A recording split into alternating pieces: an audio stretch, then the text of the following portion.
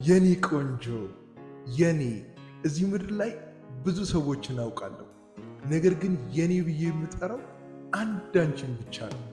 የኔ ሰላም፣ የኔ እረፍት፣ የኔ ስጦታ፣ የኔ በረከት፣ የኔ ብዬ ስጠራሽ እንዴት እንደምኮራ እወድሻለሁ።